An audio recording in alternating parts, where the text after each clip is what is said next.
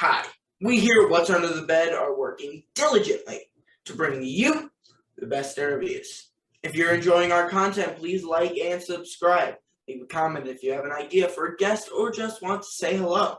Now, enjoy the interview.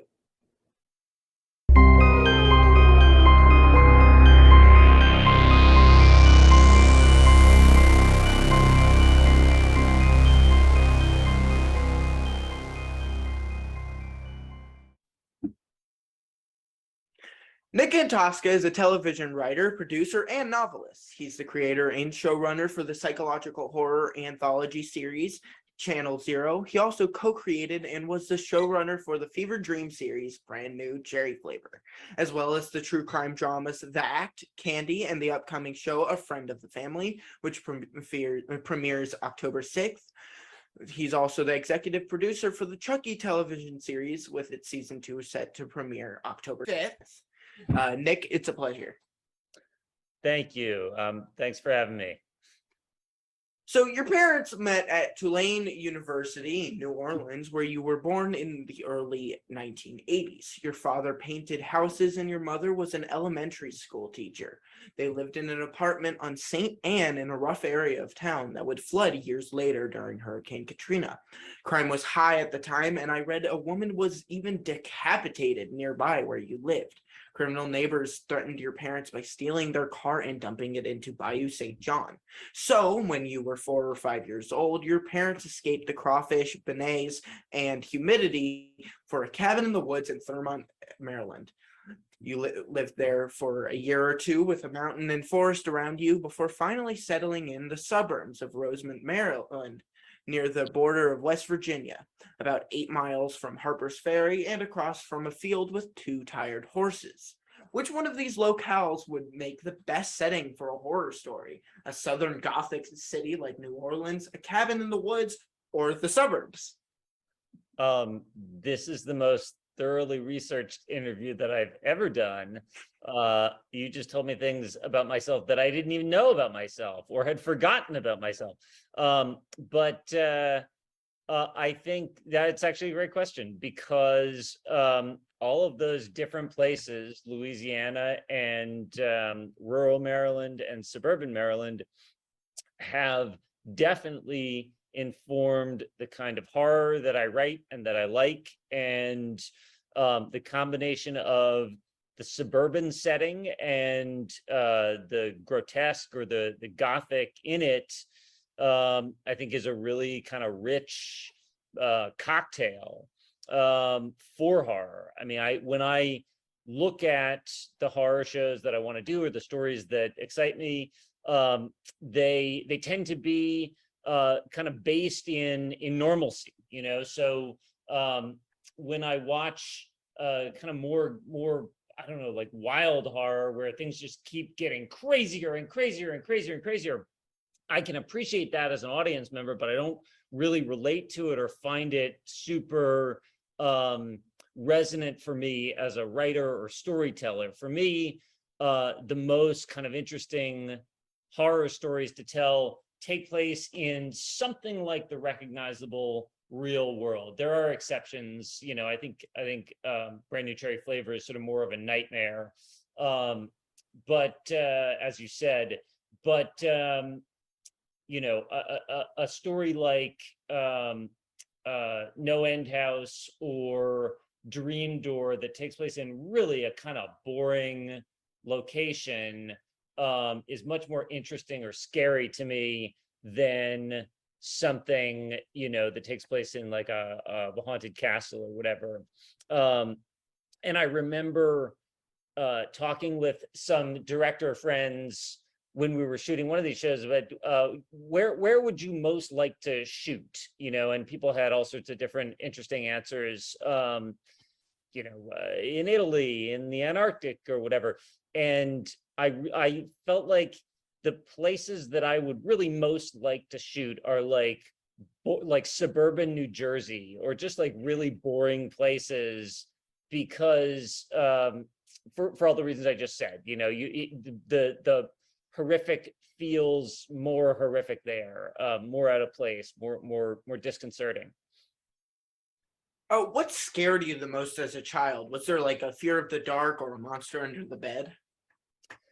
That's a good question. God, it really depends what specific age there was. I think when you're young, you have two kinds of fears. One is the fear of the fantastical, which is like, oh, there's something in the dark, or somebody, a guy with a mask might come into my house and kill me or whatever.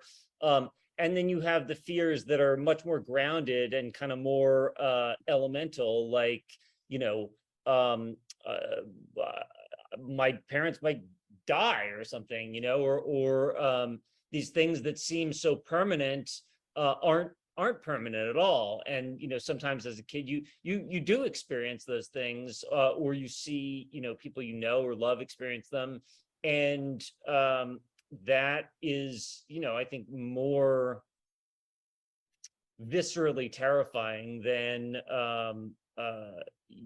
there's a monster in the closet or something. And all that stuff is it becomes ingredients later if you end up writing horror. Many kids are first introduced to horror through fairy tales and children's stories like Hansel and Gretel or Billy Goat's Gruff. Was there a children's story or fairy tale that scared you the most as a child? Oh man, that's a good question too. I was just thinking about this the other day, because we were talking to somebody about Candle Cove and the puppets and stuff. One of the things that scared me when I was a little kid was I don't know if this is the actual title, but it's Big Bird's Thanksgiving, and because they're puppets or whatever. And the chef wants to cook Big Bird and is like chasing him around. I was like 4 years old, and I remember being very scared by that.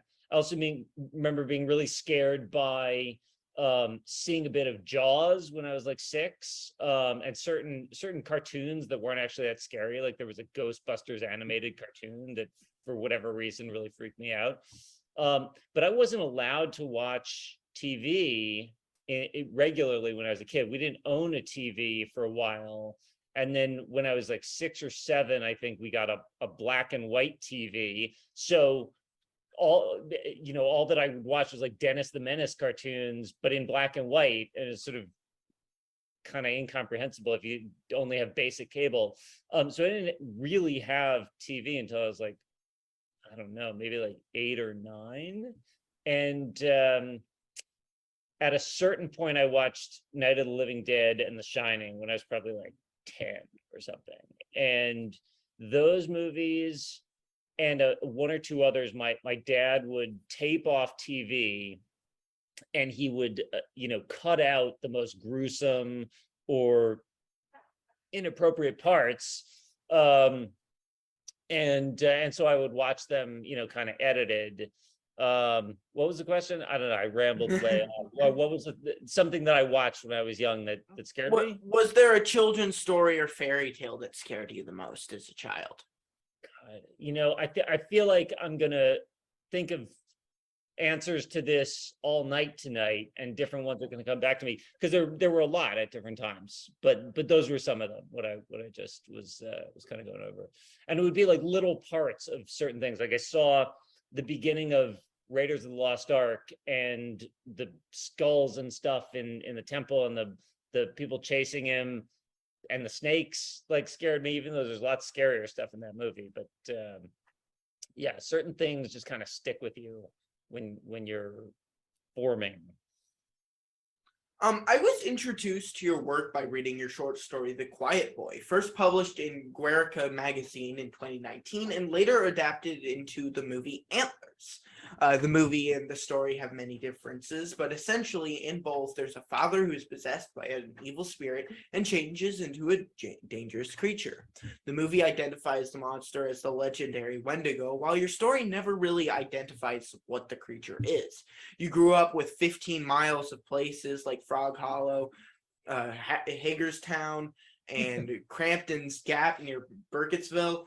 During the 1920s and 30s, there were sightings reported in these towns of a strange beast called the snallygaster prowling the woods. First reports of the snallygaster date back to 1730s, making it one of Maryland's oldest legends. Did you ever hear about the snallygaster, or were there other local urban legends you heard about when you were a kid? Once again, I commend you on your research. I pretty sure I've heard of the snallygaster when I grew up, heard that name, but there's other stuff too. There's a hill near there where it's supposed to be haunted by the ghosts of soldiers who were killed in the Civil War. And if you put your car in neutral in the hill, they will push it up the hill or something. I don't know. Like it doesn't. Well, I remember we tried it once when I was a kid, like with one of my parents driving, and it didn't work. So it was obviously nonsense. But there's all sorts of urban legends like that, or not, I guess not urban, rural legends like that around the area where I grew up there. And yeah, there's also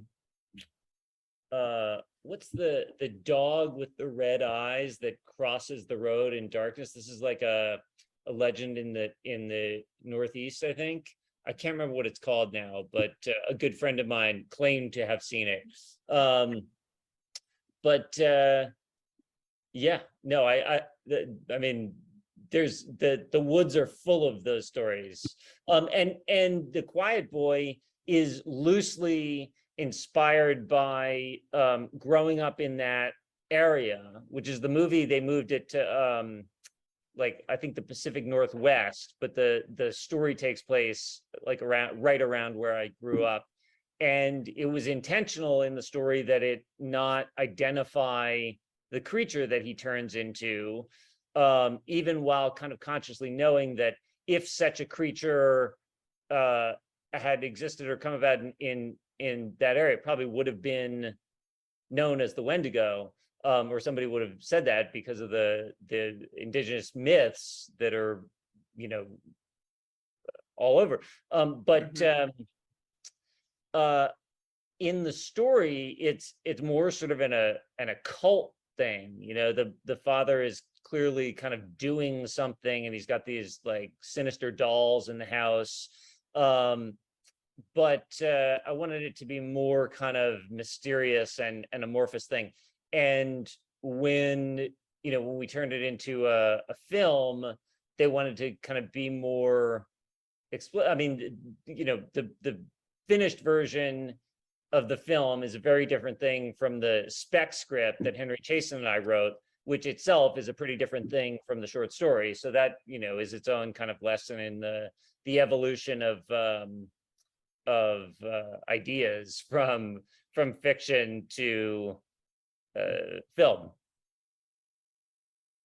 I believe your parents, well, you said this, they didn't allow television before you were 9 or 10 years old. And even then it was a black and white television, as you said, with basic channels.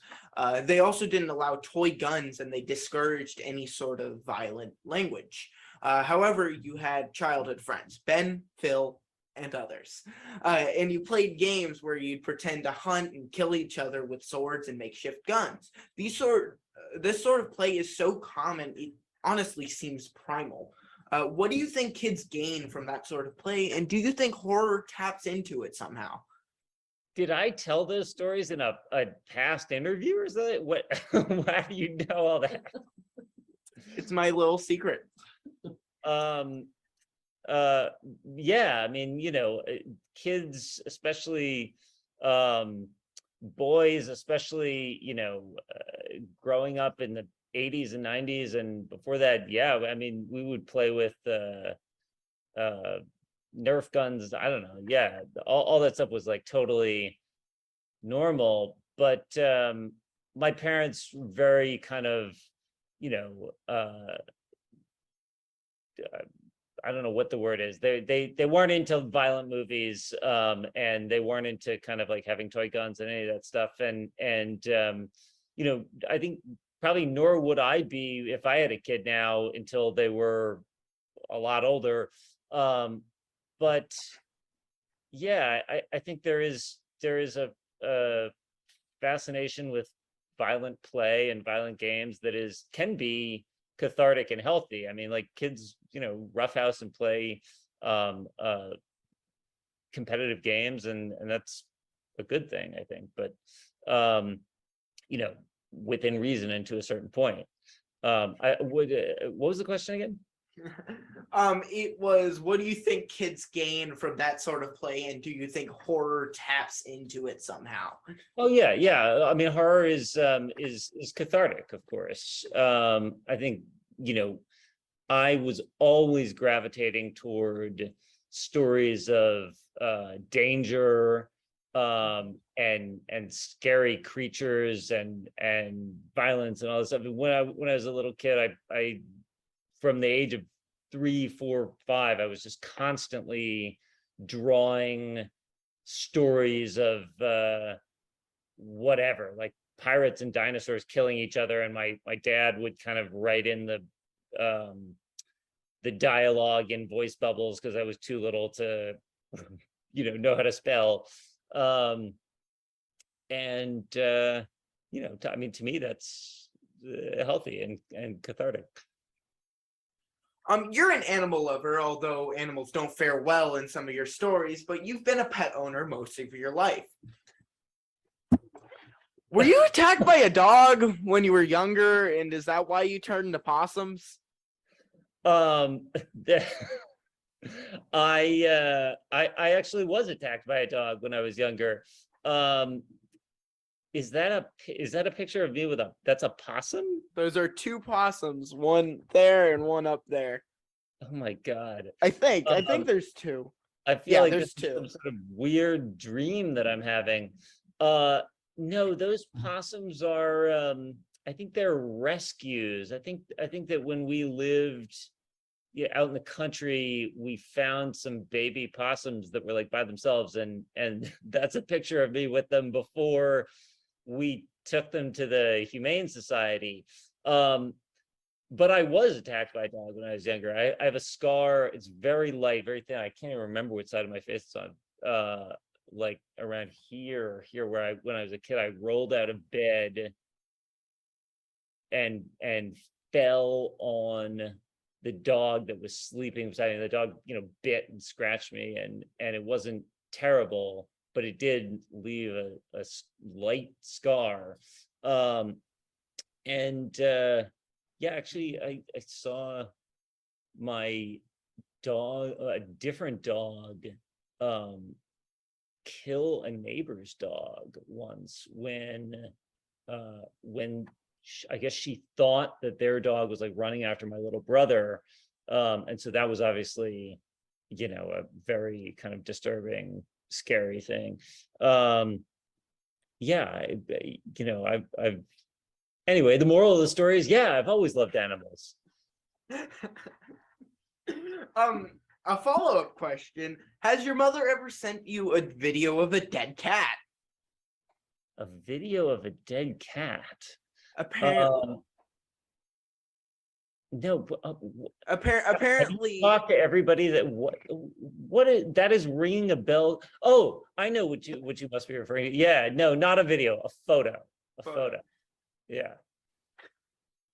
I'm not even going to elaborate on that. If you know why or use the story, you tell you tell me.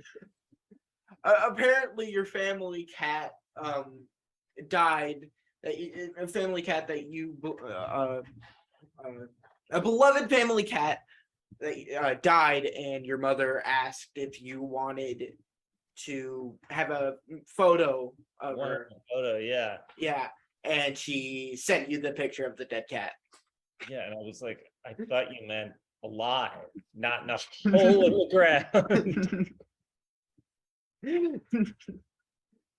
You began writing fiction about dinosaurs when you were 2 and 3 years old. Do any of those stories still exist?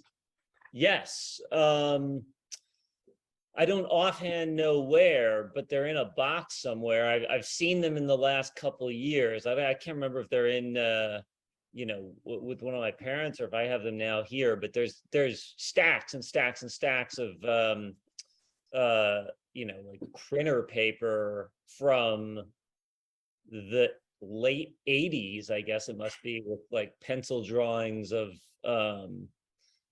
you know, people with skulls for heads fighting each other and that kind of stuff. Yes, they do exist. I also heard you made movies as well. What was the Ted Bundy Ken doll interview, and does it still exist? I don't think that still exists. That was a short film when I was in college. We had, I can't remember if this was for a class assignment or something, but we made a short film using a 16 millimeter Russian Krasnogorsk camera that I had bought, I think on eBay, bought online somewhere. I had no idea how to operate. Somehow we shot a short film with it. I think we got it and realized, oh, this doesn't have sync sound, or something like that. But yeah, we shot a documentary interview with Ted Bundy as played by a Ken doll in the style of, I think there's a Todd Haynes movie that with Karen Carpenter being played by a Barbie doll or something like that. It was some experiment like that was inspired by that. Just to use this Russian camera that we had bought online. Who was Mr. Booth? Oh wow. That's a great question. I mean, truly, we've gone like deep into my psyche and history. This was my high school English teacher who was the first kind of authority figure, person outside my family who encouraged me to do something artistic and encouraged me to kind of try and get out of the small town where I was and help me apply to college, read all my writing. He was just he was a mentor and a friend. I mean, we're still in touch. I mean, he's still a friend. But yeah, he was the teacher who changed my life and affected my my being as a writer and ultimately, my career. But hugely influential, important figure in my life. What were you like in high school, and how much of your high school experience do you think informs who you are today? I think everybody's high school experience probably to some degree informs who they are as an adult, so I'm sure that mine does. I only spent 3 years in high school because there was a loophole in the graduation requirements that they closed the year later, that you could just accumulate enough credits to graduate in 3 years instead of 4. So I left early, but I was I don't know, like probably pretty normal. I was a kid who loved to read and liked horror and stuff in the mid 90s, before the internet made being like a nerd like normal and cool. So I had a couple of close friends, and we liked things that we liked, and we lived in like a small town. I was definitely not a popular kid in high school, but I don't know. I got a lot of my reading done that would form my tastes later in high school, I guess. You were accepted into Yale University at 16 years old. You become a film studies major because it allowed you to do more fiction writing than you would as an English major. You ended a long-term relationship when you left home, and you find yourself surrounded by students who are much older than you. What was the medical scare during your first semester? Oh my God. Apparently I've said more, like you're reminding me of things that I haven't thought about in a long time. Anyway, since you asked, I had a collapsed lung when I was a freshman in college. I had a collapsed lung, which is, it's something called a pneumothorax. It is where you have tiny blisters on your lung, like air pocket, not air like fluid filled things called blebs. The lung is attached to the chest wall by suction. It's not actually attached by any kind of, tissue or something. By the way, I'm not a doctor, so this is all just stuff that I remember from a long time ago. So if it's totally wrong, don't do anything medical based on it. But if these little blebs burst, which they can do spontaneously, then the suction, like a glass stuck to a table on a hot day, can be broken, and the lung can fall away from the chest wall. And so it's a partial collapse. If that were to happen on both sides of on both lungs at once, and it was a substantial collapse, you just die because you wouldn't be able to breathe. So this had happened to me once in high school. There was a minor kind of collapse of one lung, and then it sort of heals itself. You go to the hospital, they give you oxygen, and it just kind of heals and re-expands on its own. Then when it happened to me in college, it was the other lung. And so they said, well, if this happens to you on both sides, then you're in danger, because in theory it could happen at the same time. So I had surgery to repair the lung, or actually to scar it to the chest wall, so it's stuck there. And it's a not a terribly serious, but a fairly painful surgery. And so I was in a hospital for a little bit, and I had a Heimlich valve, a chest tube that was like in my chest temporarily. Have you ever seen the movie Three Kings, when the guy's been shot in his lungs, something's happening to it, they stick a chest valve in there. So it's like that. It's like a tube that just goes into your chest and is attached to this weird valve. But yeah, that was the thing. And it's also, I learned that it's something that happens to like skinny men in their late teens or 20s. And over the years I would hear about it happening. I mean, I'm a skinny dude that in my teens. If you wake up short of breath and you hear a strange sort of clicking in your chest, go to the hospital. Okay. X-ray. All right. But it's, once you know about it, then you start to hear about it happening to various other people. It's just random, like I think it happened to Hubert Selby Jr. He had some lung thing.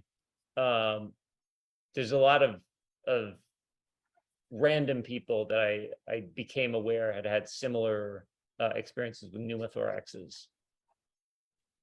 So after college, you answered an ad in Craigslist and landed a job at an investment firm in New York as a headhunter. You were promoted after 2 years and given an office. The job afforded you time and finances to continue your writing. I'm sure you have so many stories from living in New York, but were you ever asked to leave the set of a Spider-Man movie? Yes, Spider-Man 3.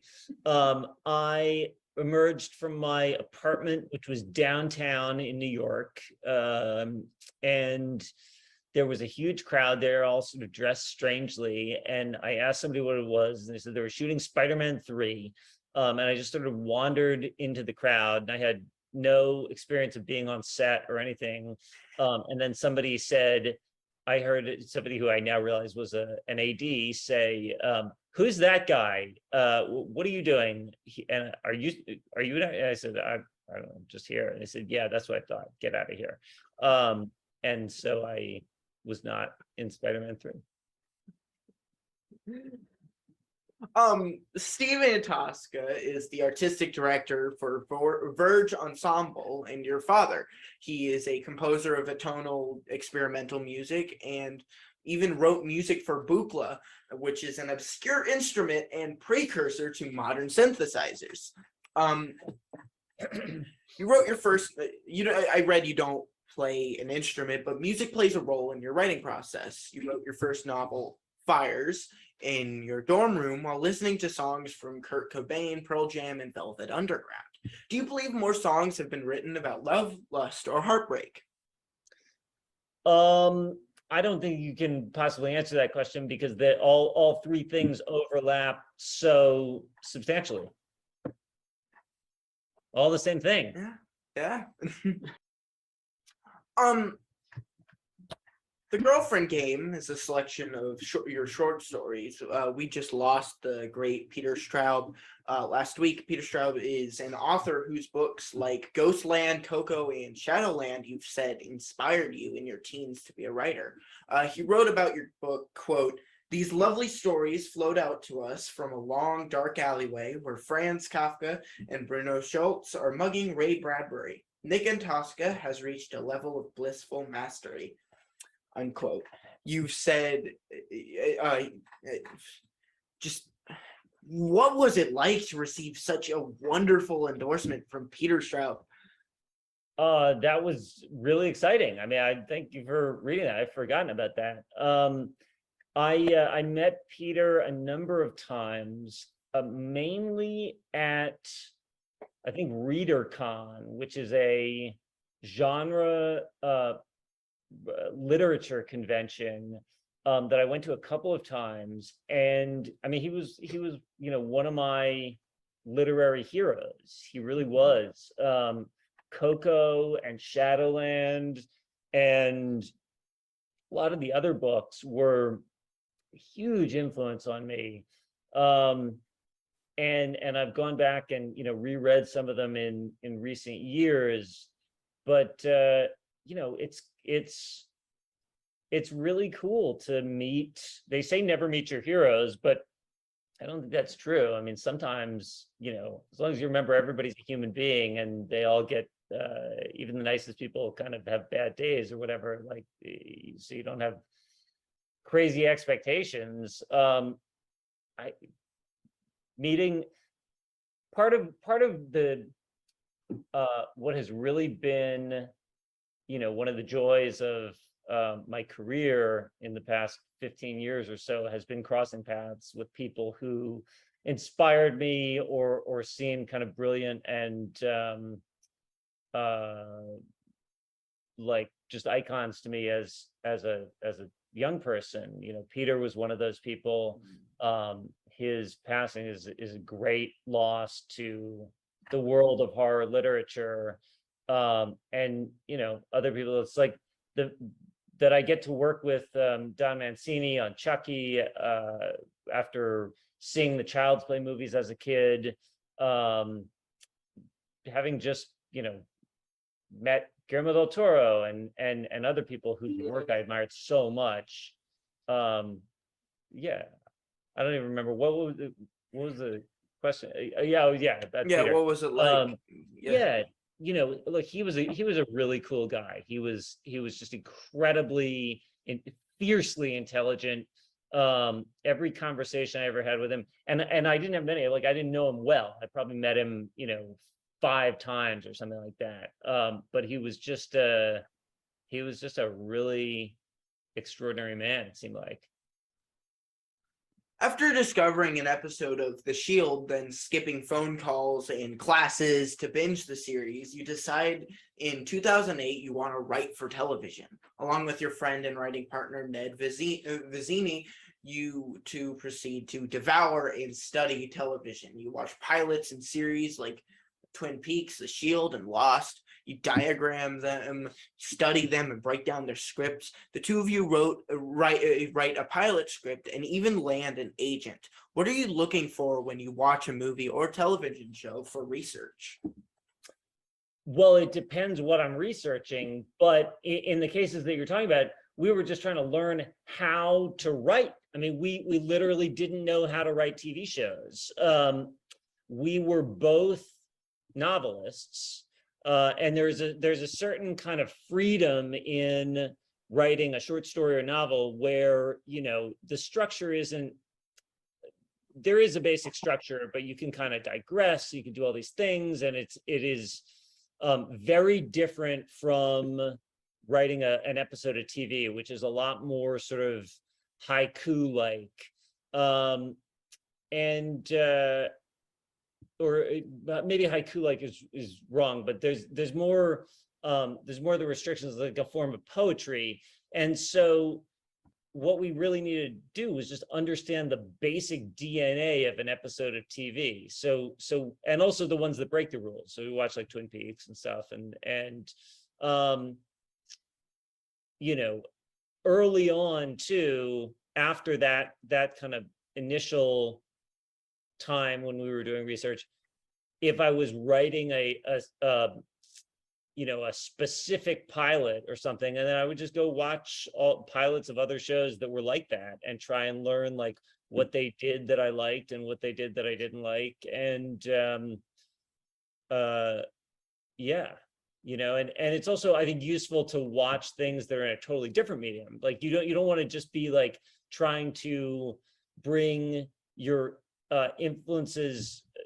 Like if you're writing a TV show, you don't want to just watch TV shows and be influenced by that. You'll look at paintings or take a walk or read a 200-year-old book, or you just want to kind of bring all kinds of stuff into it, but still know the basic form.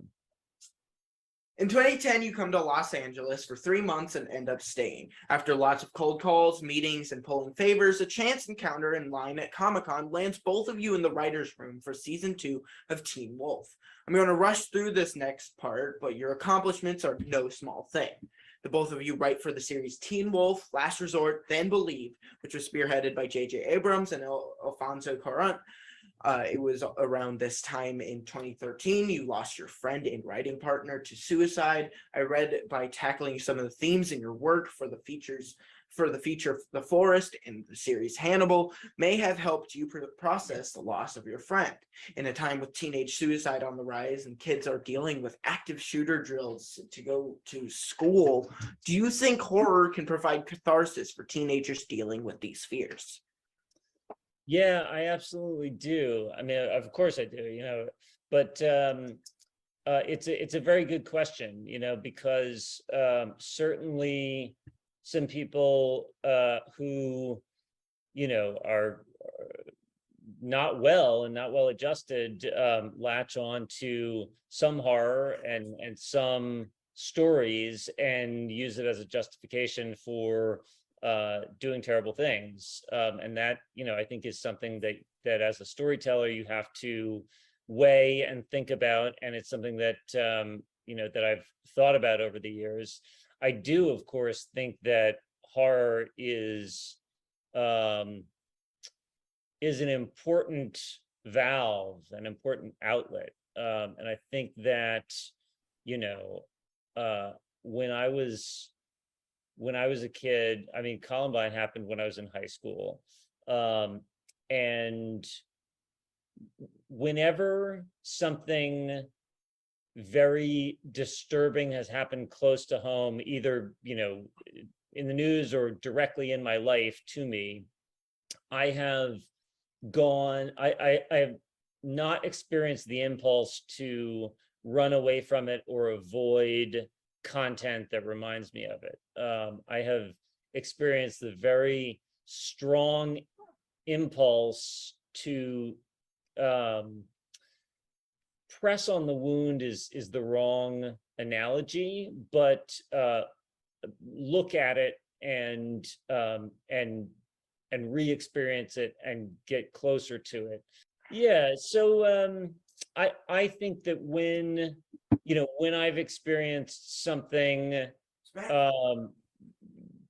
traumatic or disturbing or horrifying in real life, my impulse has always been to look closer at it and to dig deeper into it. In some cases, meaningfully, and in some cases almost automatically. I mean, there are some jobs that I've taken not because I thought that the result would necessarily be good, but because I thought, yeah, that seems right for me right now. It seems right to I just have an impulse to write about that and explore that, and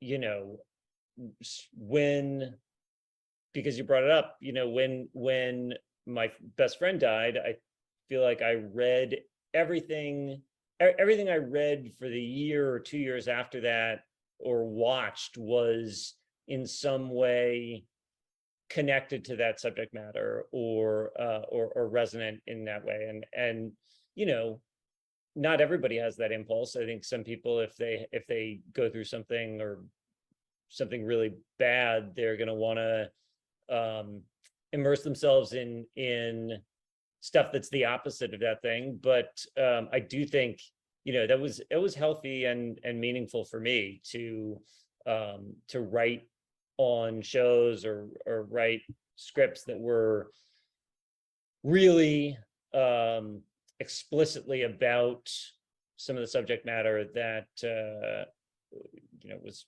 connected to him dying. But even more than, you know, those projects, in retrospect, the first 3 seasons of Channel Zero were really all connected to what happened to him, and the feelings that came along with that. Did you ever live in Humphrey Bogart's servant quarters in the Hollywood Hills? And did you ever reconcile with the skunk who haunted it? God, I forgot there was a skunk there. Yes, I did.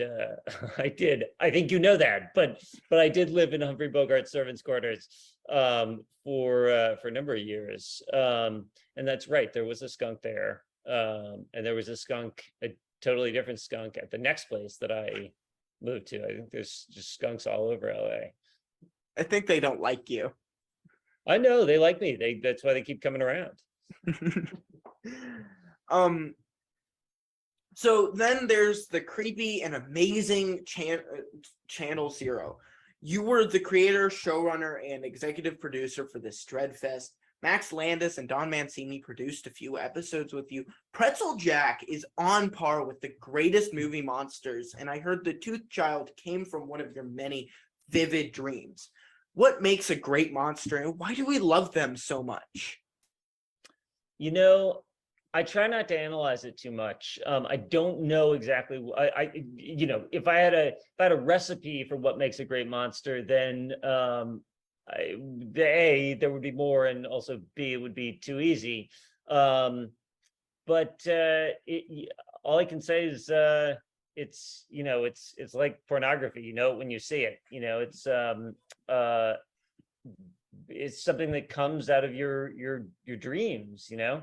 Your nightmares, and something that feels familiar, that has a personality, and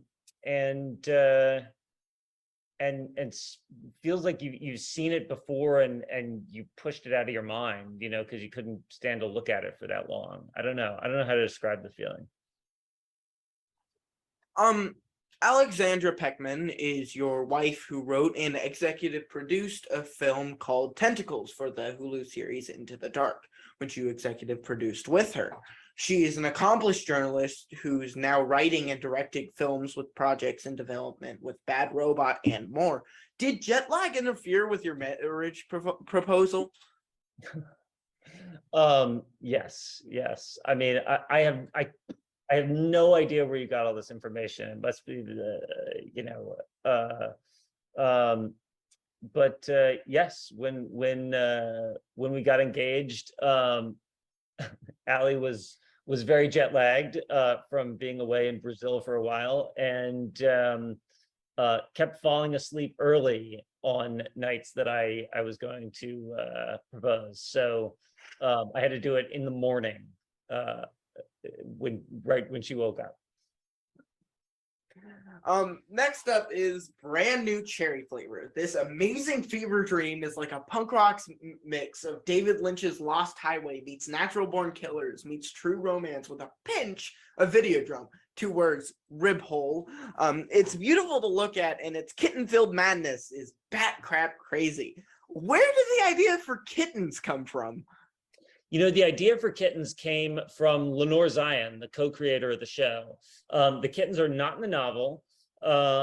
We were talking about the themes and ideas and kind of the core of the show early on, and the transactional nature of Lisa's relationship with Boro, and how to portray that in an interesting way that we hadn't seen before.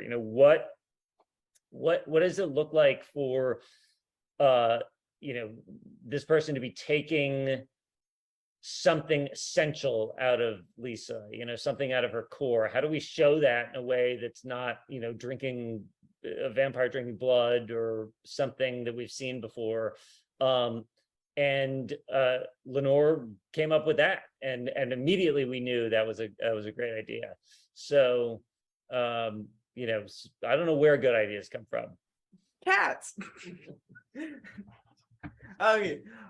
You were an executive producer on the Chucky television series. The new season premieres on October 10th. Another amazing show, and it must be... I'm just to interrupt you. It comes out October 5th. October 5th. I think it might have been October 10th last year. Season 2 is October 5th. I looked at 3 sources. 2 said 10, 1 said 5th. I made a dice roll.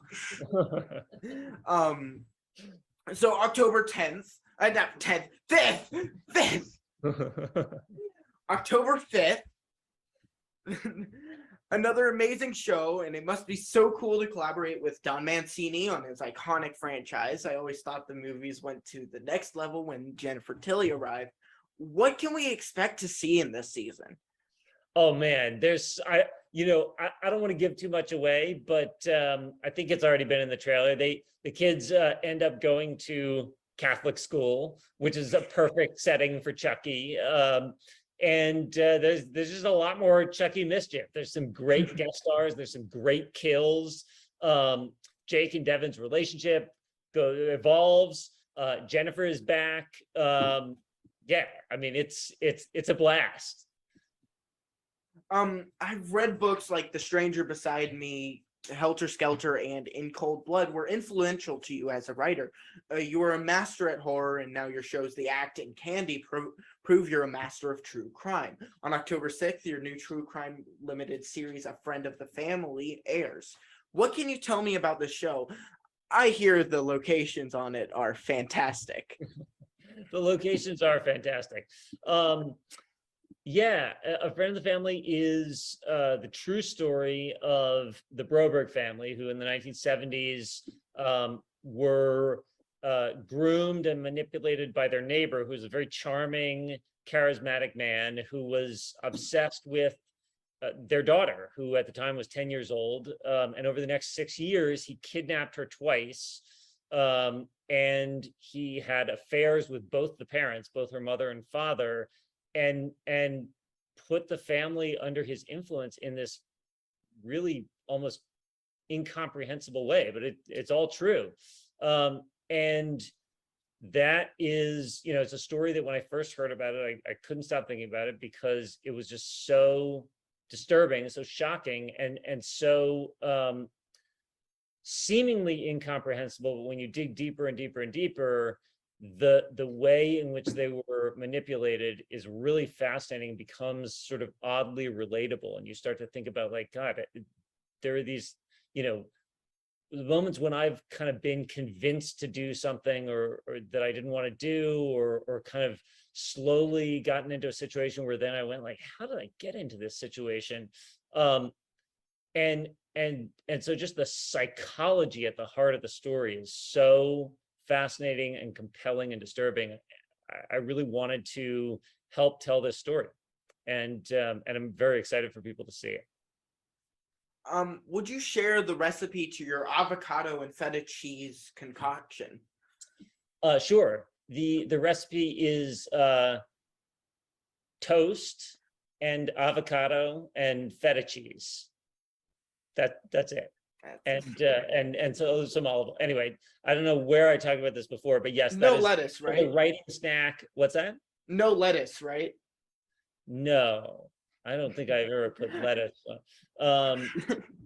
Oh, wait a second. are you referring to, have I talked about eating How avocado much? in the past how- interview, or are you talking about the avocado snack that they used to make on set on Friend of the Family?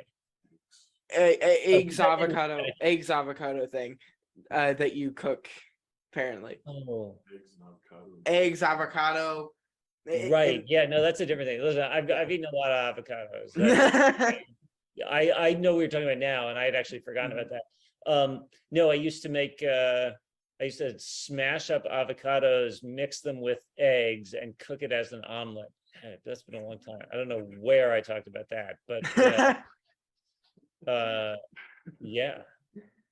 Also, the lettuce thing was a reference to how you think lettuce is pointless. Yeah, my point of view on that has evolved over the years, and I think I've had better lettuce. Does the house where you live now have a cannibal themed breakfast nook? Yes, it does. There's a Mondo poster of Silence of the Lambs, and then another one for Cannibal Holocaust. Both Mondo posters. Indeed. I have to say, I don't like the movie Cannibal Holocaust, but I love the score and I love the title. The movie is like kind of unwatchable, but amazing score. I read somewhere you had a tour of George Lucas's Skywalker Ranch. Would you support my ongoing campaign to have Disney create a horror movie set in the Star Wars universe? Yeah, that would be cool. Yeah. I don't know if they'll ever really do that. I mean, they kind of try to do that with Marvel and like Moon Knight and the Doctor Strange Sam Raimi movie. They're doing it with that werewolf one. What? So there's a new Marvel? werewolf one. Marvel's doing a whole new werewolf one. Yeah, I saw a YouTube video to that's an actual movie. I thought That's that gonna was be an actual thing. in black and white. Yeah, black and white. It's a grindhouse like. It's cool. It's Werewolf cool. Among Us or something. What's it called? Is that what it's called? Like Werewolf in the Night or Werewolf Among Us. It's either one. I just saw that the Either other day. I thought it was like a parody or some kind of a joke. I didn't realize that was an actual movie. No, that was an actual thing. Is it based on a comic? I think so. Yeah, Cool. it's cool. Have you seen Barbarian? No, I haven't. I just saw it this weekend. It's great. It's awesome. I may watch it. Why was your favorite Christmas and New Year's spent alone in a cottage in the Dominican Republic? Oh, you know what? I have a writer friend when I was in New York who had a small cottage there and said that I could go and write there. And so one year, it must have been, I don't remember if it was like 2007, 2008, probably 2008, maybe. But yeah, one of my favorite things to do is just go to a house somewhere, it was a house, cabin in the woods, or a house by the beach or something, and write and read. And I do remember that trip. I read so many books. I read Under the Dome. I remember that was one of them. It had just come out. Yeah, I mean, that's, for me, that's a great vacation. So this last question is a Sophie's Choice. Two must die so that one may live. The movie Old Boy, the television series The Wire, or the movie Jaws. Two must die so that one may live. I would. I mean, I don't want to kill any of those. I love all of them. If I frame it in like which one of those, would I take to the desert island if I could only have one? I think Old Boy. I think I would that one, I don't know. It has a vibe that I could live with the longest. Also a shark movie on a desert island. Come on. Excellent. You're just wishing to be scared all day. Excellent point. So thank you for sitting down with me. Is there anything you'd like to ask me before we go? Yeah, how long does it take you to research these interviews? Between 2 months to a week. I don't know. Yeah, depends on the person, really. So you're obviously a big horror fan. I mean, what are your favorite horror movies? I've been watching since I was like 3. So Jaws, Texas Chainsaw Massacre, Hatchet 3 specifically, Hatchet 3. and yeah, Nice. Hatchet 3 specifically. Have you ever seen I'm sure you've come across me talking about this if you've done your deep dive. Have you seen Universal Soldier Day of Reckoning? Not yet, no. You got to watch that. It's I mean, it's only sort of a horror movie. It's technically an action movie, but it's one of my favorite horror movies from the last however many years. Fantastic movie. Very, very, very strange. But anyway, anyway, it's a real pleasure. You really do your research. I feel a little disoriented. I'm like, how did that kid know what's but thank you, and yeah, I appreciate your passion, and this was fun. Thank you. Where can people find you? You can find me on Hulu and Netflix, and specifically, you can find me on Peacock October 6th when this show drops, Friend of the Family, Also October 5th. and October when 5th Chucky. on Sci-Fi and USA, Chucky season 2 comes out. And the other shows are around. That's where to find me. Awesome. Thank you so much